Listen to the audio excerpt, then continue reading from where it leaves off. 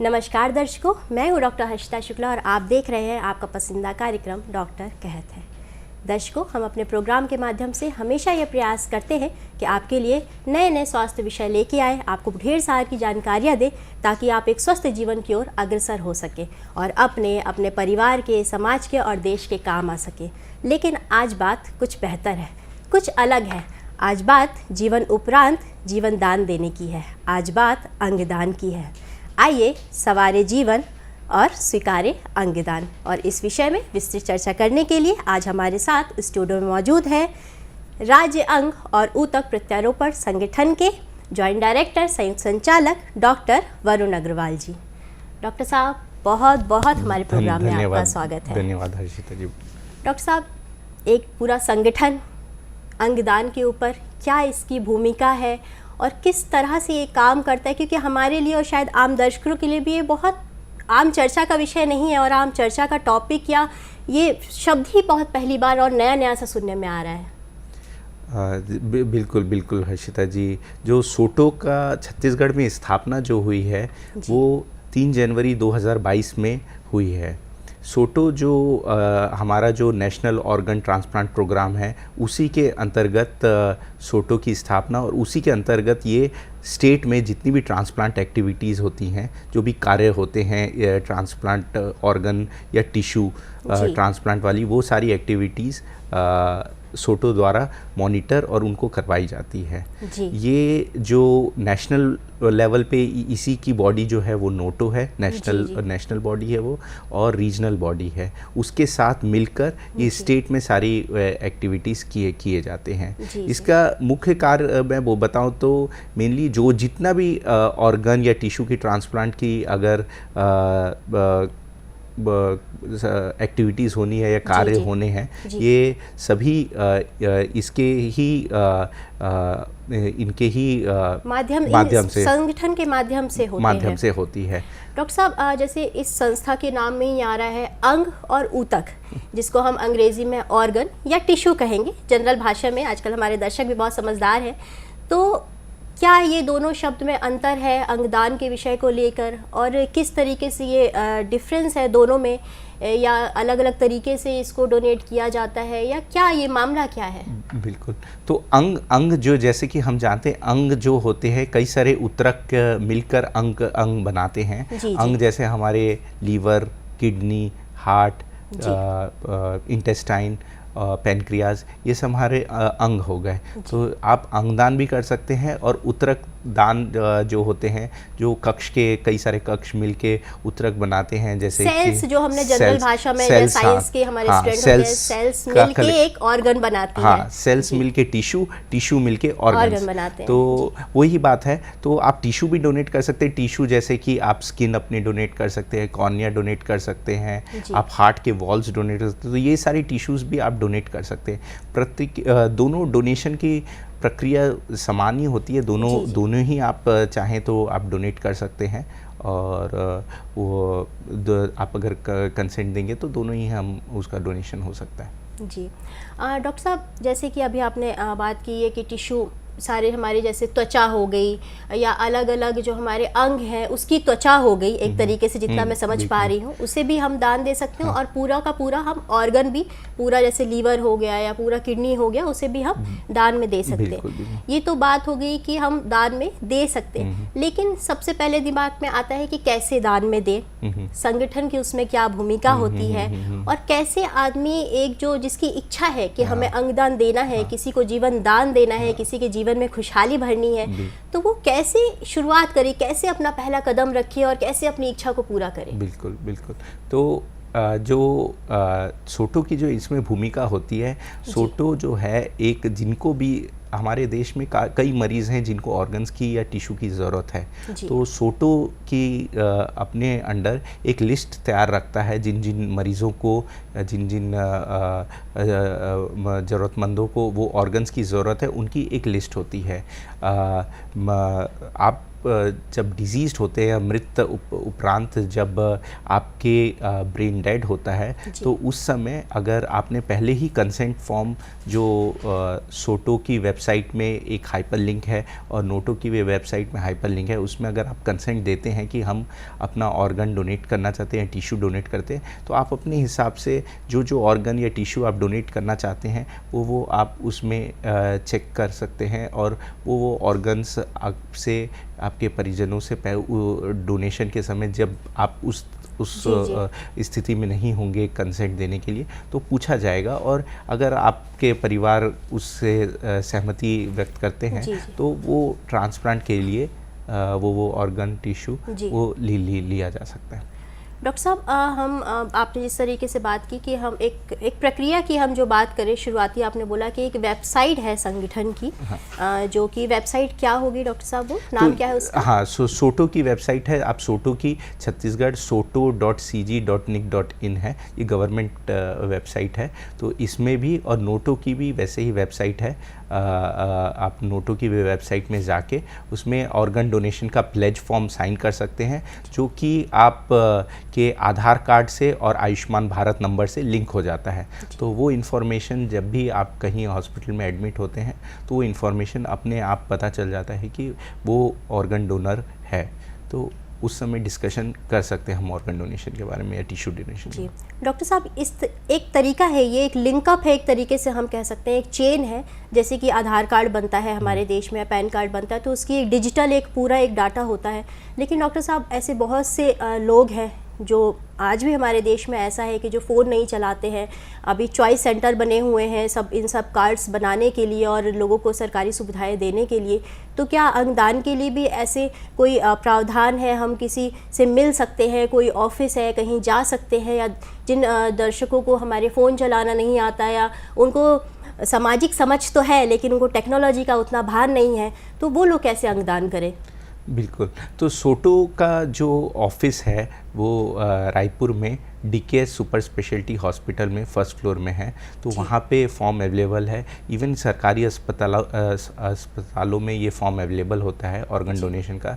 तो इवन रायपुर के सरकारी अस्पताल एम्स मेकाहारा में आप जाके ये फॉर्म ले सकते हैं और जिस ऑर्गन डोनेशन को आप वो फॉर्म सबमिट कर देंगे तो वो आपका प्लेज एक्सेप्ट हो जाएगा। वो हम रजिस्ट्रेशन आपका कर लेते हैं और ये रजिस्ट्रेशन बिल्कुल फ्री होता है, निःशुल्क होता है। डॉक्टर साहब, जैसे कि हमारे पूरे देश के दर्शक अभी हमें देख पा रहे हैं, सुन पा रहे हैं, तो जैसे कि आपने रायपुर की बात करी, छत्तीसगढ़ की हमारी राजधानी की बात करी, तो क्या और भी जगहों में, सारे एम्स में और वहाँ के सारे जिला अस्पतालों में ये प्रावधान होता है कि अंगदान का वो फॉर्म भर सकते हैं?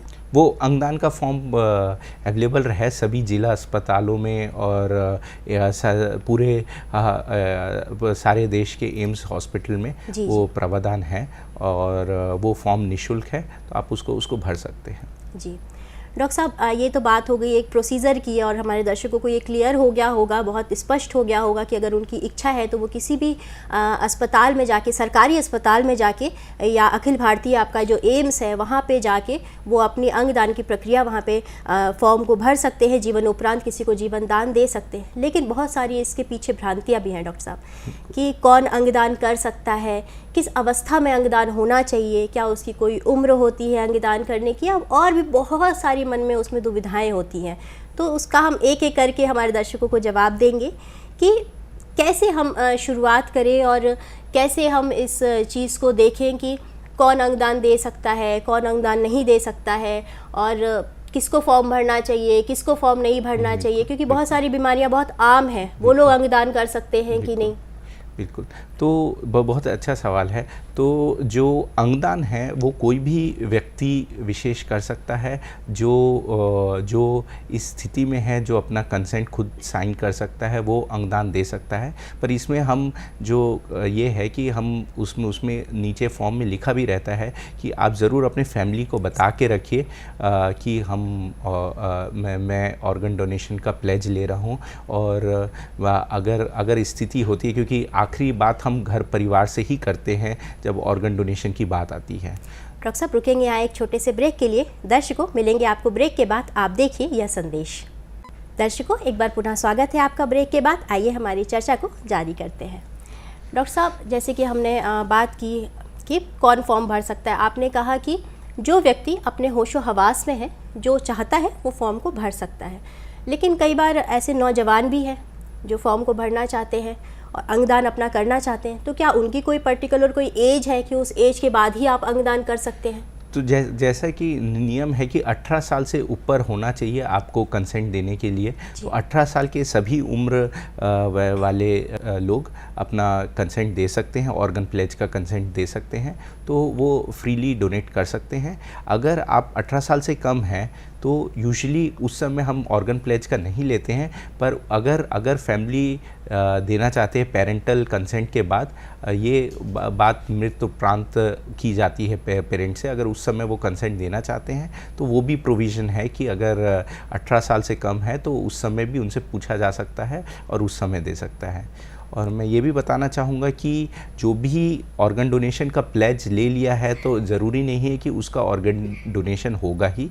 तो ऑर्गन डोनेशन के लिए बहुत ज़रूरी है कि आपको ब्रेन डेड जो सिचुएशन है कि जिसमें आपका ब्रेन स्ट्रोक भी जिसको कहा जाता है कि ब्रेन स्ट्रोक हो गया या ब्रेन मस्तिष्क ने काम करना बंद कर दिया, कई मरीज कोमा में चले जाते हैं। बस तो आपको वो स्थिति में होना चाहिए, तभी आपके ऑर्गन और उसकी टीम होती है, वो डिक्लेरेशन की भी एक टीम हॉस्पिटल में होती है जो आपको डिक्लेयर करती है कि आपका मस्तिष्क अब काम नहीं कर रहा है। उसके उपरांत ही आपके ऑर्गन डोनेशन के लिए लिए जा सकते हैं। उस समय भी जब आती है स्थिति, ऐसी स्थिति आती है तो आपसे और आपके परिजनों से कंसेंट लिया जाता है कि आप अंगदान कर सकते हैं। ये डॉक्टर साहब, ये तो हमने बात करी कि हम एक अंगदान की प्रक्रिया क्या होगी, हम फॉर्म कैसे भरेंगे या कोई भी अंगदान कैसे किस उम्र में कर सकता है। डॉक्टर साहब, अगर हम आम बात करें तो ज़्यादातर जो हमें, जैसे हम पढ़ते हैं और सुनते हैं और हम एक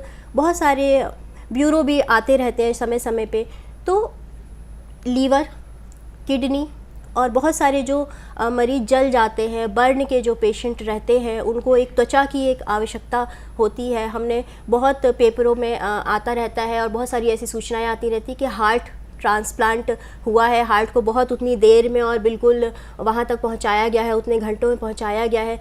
तो ये एक बहुत माहौल, एक गंभीर आम लोगों के दिमाग में आ जाता है कि हार्ट को कैसे ले गए और कैसे ट्रांसप्लांट हुआ, क्या उसमें खतरा नहीं है, या जिन मरीज को लगेगा, जिसको लगेगा तो वो क्या ढंग से अपना जीवन जी पाएगा कि नहीं, ये भी एक बहुत भ्रांति रहती है। इसमें भी प्रकाश डालिए। बिल्कुल। तो जैसे कि मैंने पहले ही बताया कि सोटो के पास जो भी रेसिपेंट रहते हैं, जो भी मरीज़ रहते हैं जिनको ऑर्गन्स की ज़रूरत है, उनकी लिस्ट होती है। उनकी लिस्ट नंबर वाइज होती है। जिन्होंने रजिस्ट्रेशन पहले कराया उनको पहले ऑर्गन्स मिलेंगे, जिनका बाद है वो भी जो लिस्ट रहती है ब्लड ग्रुप। अच्छा, इसका भी एक लिस्ट तैयार किया जाता है कि किन मरीजों को पहले नंबर आएगा, किन का बाद में नंबर आएगा। हाँ। तो डॉक्टर साहब, जिनको चाहिए होता है, हाँ, तो उनका कहाँ रजिस्ट्रेशन होता है?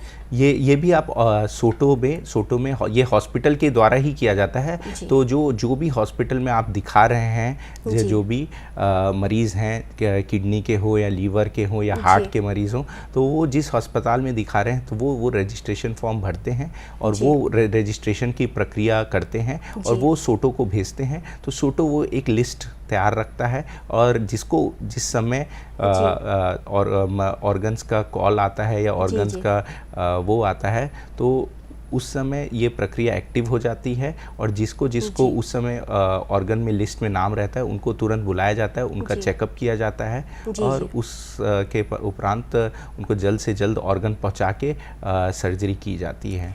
डॉक्टर साहब, जैसे कि आपने कहा कि हर अस्पताल में जिन मरीजों को चाहिए होता है अंग, उसकी एक लिस्ट बनती है। तो क्या ये रोगों की गंभीरता के आधार पे बनती है या जो पहले पहुंच गया उसको लिस्ट में रखा जाता है? ये उसका भी क्या प्रक्रिया है? बिल्कुल। तो लिस्ट में प्रक्रिया जो है, इसमें लिस्ट जो बनती है, एक तो ब्लड ग्रुप वाइज बनती है। दूसरी लिस्ट जो ब्लड ग्रुप वाइज लिस्ट बनती है, उसमें जो मरीज़ पहले रजिस्ट्रेशन किया है उसका नंबर ऊपर रहता है। उसके बाद अगर कोई सुपर अर्जेंट या अर्जेंट प्रायोरिटी वाला मरीज़ है जिसकी जान बहुत ही गंभीर है जो वो है, तो वो प्रायोरिटी में अपने आप ऊपर आ जाता है और उसको ऑर्गन मिलने की संभावना जल्द से जल्द, क्योंकि उसकी जीवन उसके बगैर नहीं है, तो फिर उसको हम प्रायोरिटी में लेते हैं। डॉक्टर साहब, जैसे कि आपने बोला है कि लिस्ट अब तैयार होती है और उस तरीके से हम मरीज को अंगदान, लेकिन बहुत बार हमने ये सुना है कि अंग किसी ने डोनेट किया है लेकिन शायद कोई रिसीवर नहीं है, या मान लीजिए कि किसी ने अंगदान किया है, किसी की मृत्यु हो गई और जीवन उपरांत उसको लेने के लिए ही कोई नहीं है या उस समय कोई ऐसा प्रावधान नहीं है, तो उस स्थिति में उस अंग का, उस ऊतक का क्या होता है? बिल्कुल, बहुत अच्छी बात है। तो मैं ये बता दूं कि जो अंग आपके जब जैसे आपने डोनेशन किया है उस समय आपके सारे ऑर्गन्स देखे जाते हैं। जो अंग आपके वर्किंग हैं, जो हम यूज़ कर सकते हैं, वो ऑर्गन्स ट्रांसप्लांट के लिए आगे दिए जाते हैं। और अगर वो जैसे स्टेट पहला प्रायोरिटी मिलती है स्टेट छत्तीसगढ़ को, तो छत्तीसगढ़ में अगर वो ऑर्गन नहीं यूज़ हो पाता है तो वो हमारे रीजनल रोटो के ऑफिस में चल देता है, जो कि मुंबई में है, तो वो रीजनल लिस्ट को एक्टिवेट कर देते हैं। तो अगर रीजनल लिस्ट में भी अगर कोई नहीं है तो वो नेशनल लिस्ट को एक्टिवेट करते हैं। तो ऐसा नहीं है कि ऑर्गन कभी ख़राब होता है या ऑर्गन वेस्ट होता है, तो वो गलत बात है कि ऑर्गन वेस्ट नहीं होता है। ऑर्गन जो भी है, हम क्योंकि एक तो बहुत मुश्किल से हमारे देश में बहुत कम है जागरूकता, और इस प्रोग्राम के माध्यम से हम अपने दर्शकों को अनुरोध कर रहे हैं कि वो जीवन उपरांत किसी के जीवन में खुशहाली लेके आए।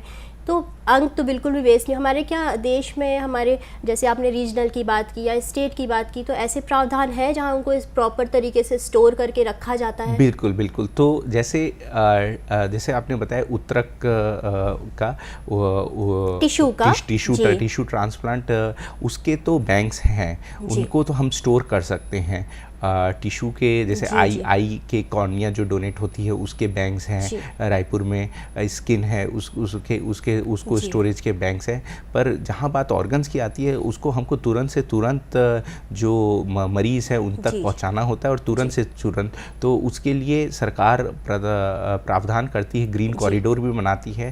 अभी हाल फिलहाल में ही ट्रांसप्लांट हुआ था तो उसके लिए ग्रीन कॉरिडोर बनाया गया था, और वो जल्द से जल्द जिस मरीज़ को ज़रूरत होती है उसको उस तक पहुँचाया जाता है। जी डॉक्टर साहब, ये बहुत दिलचस्प बात है जो मेरी टिश्यू के लिए बार बार दिमाग में आ रही है, क्योंकि बर्न पेशेंट बहुत ज़्यादा है हमारे देश में, बहुत ज़्यादा एसिड से भी जलने की अब तो बहुत कम हो गए हैं, लेकिन हम हाल फिलहाल में सुनते थे। तो बर्न पेशेंट और त्वचा रोगी जो है वो बहुत ज़्यादा है, अस्पतालों में बर्न वार्ड है भरे रहते हैं। तो ऊतक का भी ऐसा कुछ रहता है? जैसे हमने किडनी का तो सुना है कि मैच होनी चाहिए, लीवर का सुना है कि मैच होनी चाहिए, तो क्या ऊतक का या टिश्यू का भी ऐसा ही कोई क्राइटेरिया है कि वो मैच होना चाहिए तब फिर उसकी सर्जरी होती है? जहाँ तक मेरी जानकारी है प्लास्टिक सर्जन उसकी सर्जरी करते हैं, तो क्या ऐसा कोई प्रावधान होता है, ऐसी कोई चीज़ होती है? बिल्कुल बिल्कुल। तो ऊतक का यूजुअली मैच की ज़रूरत नहीं पड़ती है, वो बगैर मैच के आप वो बैंक में रखा जाता है, और उसमें हमको ज़रूरत नहीं पड़ती है मैच की, तो इसलिए वो किसी भी मरीज़ को लगाई जाती है। जहाँ की बात आती है ऑर्गन्स की, जैसे आपने बिल्कुल सही बताया कि ऑर्गन्स के लिए मैच की ज़रूरत होती है, उसमें ब्लड ग्रुप और टिश्यू मैचिंग दोनों होती है, उसके बाद ही ट्रांसप्लांट की प्रक्रिया की जाती है। जी डॉक्टर साहब, हमारे देश में अगर हम एक आम पारिवारिक माहौल की बात करें तो अगर कोई इंसान करना भी चाहे अंगदान तो उसके परिवार वाले उसको करने नहीं देते हैं। बहुत सारी भ्रांतियां हैं कि पुनर्जन्म में आप बिना ऑर्गन के पैदा होंगे, आपने आँख दी तो आप काने पैदा होंगे, और बहुत सारी ऐसी भ्रांतियां हैं। आप दान दे देंगे अंग तो आप कि उसमें कुछ पाप या पुण्य भी उसमें शामिल हो जाता है। तो बहुत सारी हमारी एक ऐसी सोसाइटी में भ्रांतियाँ हैं, तो इस बारे में आप दर्शकों से क्या कहना चाहेंगे? बिल्कुल बिल्कुल। तो अपना जो बिल्कुल आपने बहुत अच्छी बात बताई कि अपना देश जो है बहुत परिवार से जुड़ा हुआ देश है, जिसका सम्मान रोटो और सोटो तीनों सभी बॉडीज़ करती हैं। तो इसलिए हमारे उसमें अगर आप डोनेशन किया है या आपने प्लेज लिया है तो जिस समय आप डिजीज़ रहते हैं, ब्रेन डेड रहते हैं, तो उस समय परिवार से ज़रूर कंसेंट पूछा जाता है। तो हमारे जो ट्रांसप्लांट कोऑर्डिनेटर हैं जो ये प्रक्रिया करते हैं, जो आपका ऑर्गन ट्रांसप्लांट की उस समय पूरी प्रक्रिया भी समझाते हैं। हर अस्पताल में डॉक्टर साहब होते हैं? हर जो भी रजिस्टर्ड ट्रांसप्लांट के लिए रजिस्टर्ड अस्पताल है उसमें ट्रांसप्लांट कोऑर्डिनेटर होते हैं, जिन जो यही कार्य करते हैं कि आपको ऑर्गन ट्रांसप्लांटेशन के बारे में समझाएं और उस समय और बताएं कि आपके जो परिजन हैं उन्होंने ऑर्गन डोनेशन के लिए प्लेज लिया है, और उसके उपरांत अगर फैमिली कंसेंट देता है तभी हम ऑर्गन डोनेशन की प्रक्रिया को आगे बढ़ाते हैं। अगर अब फैमिली ने उस समय कंसेंट नहीं दिया तो हम ऑर्गन डोनेशन नहीं कर सकते। तो ये बहुत मतलब प्लेज लेने के बाद में भी पारिवारिक अनुमति बहुत ज़रूरी है। पारिवारिक अनुमति है। और रही बात की कई सारी भारतीयों की, तो जैसा कि जानते हैं सभी धर्मों में कहा है आपके कर्म ही सबसे बड़े जो आपको डिसाइड करते कि फ्यूचर में आपका या नेक्स्ट जन्म में आपका क्या स्थिति रहेगी।